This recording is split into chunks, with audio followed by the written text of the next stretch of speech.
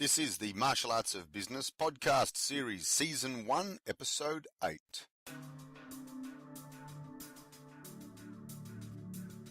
Welcome to the Martial Arts of Business podcast series.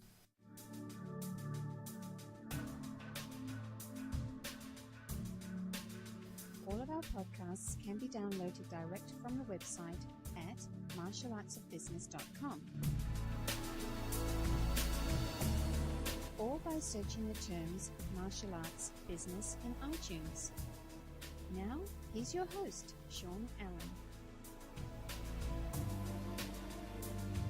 Today's feature segment is all about identifying charisma, and it is the hardest thing to reproduce, and that is the powerful personality of the main instructor out the front. For marketing, we'll be bringing in a course to your school for your instructors, and it has results that you just won't believe. And finally, our question and answer session has issues with staff. Well, it's quite common that I get questions about that, and staff tend to bring us more headaches, and if we go on holidays, the situation actually becomes worse when we come back. Service decreases. I'll give you a short, accurate answer which will make life a lot easier.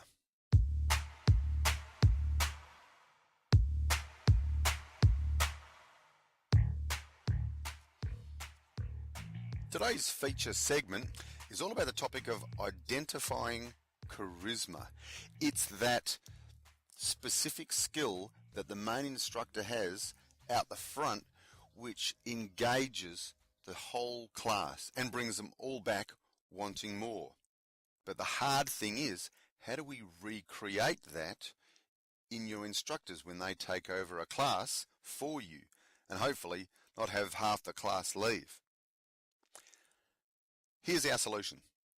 We need to identify the specific skills needed to be able to be a good instructor. Now, obviously, first and foremost, it's skill level. They have to be able to have the skills to be able to stand out the front and show that they know what they're doing. They have to be able to explain it. It's teaching skill level 2.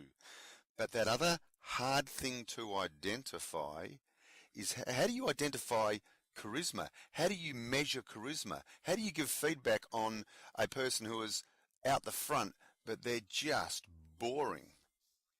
Okay, well, here's a start. Here's 3 points. Write this down. Number 1, they have to be able to show motivation when they talk. So we're going to write down voice. It's voice modulation, showing expression in your voice. Number 2, it's your facial expression. It's not just a monotonous voice and a face that shows they're just about to fall asleep. Finally, it's the movement of their body. It's motivation by dynamic body movements. I was looking at this in quite some detail, and I actually spoke to my father about this, and he said, have a look at videos, old school videos of Adolf Hitler doing his public speaking talks. Now, we all know that the message from Adolf Hitler was wrong, but he was truly charismatic. His message was wrong, the message of Aryan dominance and the German people being better than anyone else, and that all Jews should be wiped off the face of the earth. But people followed it. So you watch it, have a look at it on YouTube. You'll see him do exactly those 3 things that I was talking about. His voice went up and down. His facial expression showed conviction, and he used a lot of dynamic and violent hand motions. Now imagine the same power of persuasion with the positive message of martial arts. Here's an example. On the class floor, tell your instructor that you are going to mark them, say for instance, out of 10 in 3 areas of motivation. Tell them that you're going to watch their class and you're going to mark them out of 10 on how motivating you think their voice is. So you might even say, I'm going to close my eyes and just listen to your voice and give you a mark out of 10 of your voice. Then you're going to do the same thing, but purely look at their facial expressions, if their facial expressions are motivating to look at. And finally, a 3rd score out of 10 is their body movement. Are they showing that they are a dynamic leader by the way they move their body? And of course, the aim that your instructors are aiming for is 10 out of 10, a total of 30, in each area. Here's a little tip for your personal life. Those same 3 skills can be used to your advantage in a range of areas. Let's imagine you're negotiating a lease for your building, or you're negotiating the purchase of a car, a second-hand car. At the point when they express the price, they tell you the price, what you do is you recoil, you physically recoil and show frustration. At that point, they will see that something has gone wrong, and you may show the frustration of, I really like the car, or I want this particular unit to lease, but I just can't afford it. That then gets you off the hook of attacking them to say their price was too high. It's just a showing of frustration. It's a specific technique used by the world's best negotiators to be able to get what they want.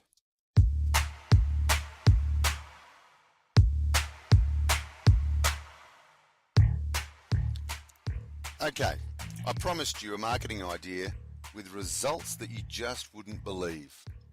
Let me explain it first, and we'll have a look at the way the results develop throughout.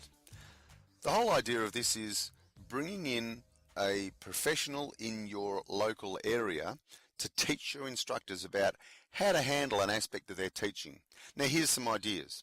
It might be how to handle ADHD kids. It might be how to handle mental illness in our local area and ensure that our students are equipped for the ups and downs of life. It might be a first aid or basic resuscitation course. How about bringing in a sports psychologist to be able to help people mentally handle their training and the ups and downs of a normal martial arts discipline? How about a diet or a nutrition expert so that your instructors can actually give out qualified dietary advice? Not specifics as good as a dietitian would, but at least be able to guide people in the right direction. How about a weight loss expert teaching your instructors how to advise people on how to not only do their martial arts, but control their weight? How about a fitness expert? How about someone from the Institute of Sport in your local area? Someone who can adequately provide your instructors with the ability to be able to teach a fitness program, or even how to prepare for an elite event, because quite often some of your students will also be into triathlons or tennis or some other sport. And if your instructors can explain to them how to periodize a training program to be able to hit just the right peak performance prior to a grading or prior to an event, that then makes them more valuable. That's part one.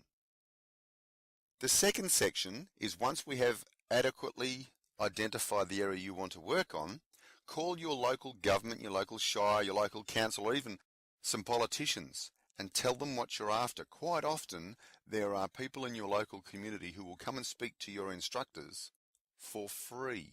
You may have to pay, but quite often there are people who will go out there and do that for free. Obviously, it's a huge benefit to your instructors. So get as many of your instructors, assistant instructors, and possibly even top-level students who have shown an interest in teaching to attend that course. Finally, at the end of the course, take a group photo, and yes, you know you're going to send that into your local papers and put it onto your website. Now let's have a look at the advantages. After all this is done, are your students better off? Absolutely. How about your instructors? Do they feel more valued? Yes, absolutely. They are better at their job, and therefore they will stay longer. And finally, your community will have an entirely different perception of you and your school.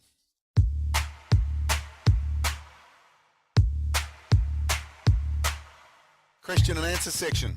I was talking to a school owner recently about problems he was having with his staff. The problem was he went on holidays, and when he returned, his situation was worse.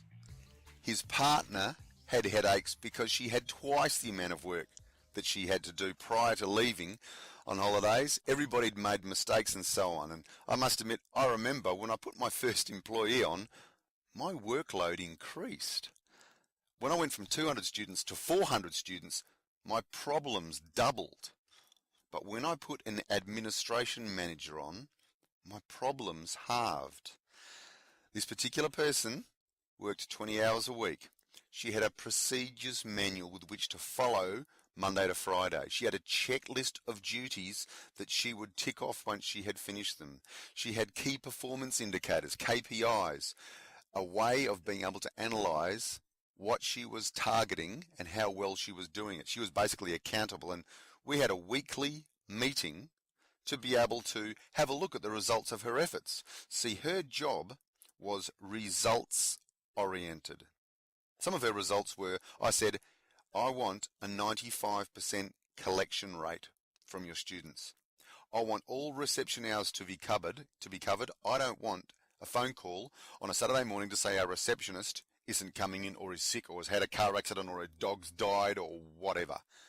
This person's sole responsibility was to cover all that for me. And finally, I wanted the income double checked. I didn't just want one person in charge of checking the income and giving me the money at the end of the week or end of the day. I wanted the income checked by a separate identity. This particular skill of organising a procedures manual, a checklist of duties, key performance indicators, and then reporting back to me kept the person that I had employed responsible or accountable for their results. They didn't run to me every 5 minutes and saying, what should I do now? They knew the result that I wanted from the business and from the hours they were spending in the business. I was very clear. Did it take me a little bit of time at the very beginning to organise all that? Absolutely. Did I reap the results for years after that? Absolutely. Just a quick reminder that all of the marketing ideas that I have spread out throughout all of these podcasts are available. There's 50 of them. They are available via our website. And the marketing module is relatively inexpensive, and I'll also send you through our internet marketing strategy, which is not rocket science, but it's just an easy set of procedures that you can follow to get the message out in a short amount of time on a weekly basis, so that everybody in not only your school database but your local community is aware of what your school is doing and the advantages and benefits of training with you. This is Sean Allen.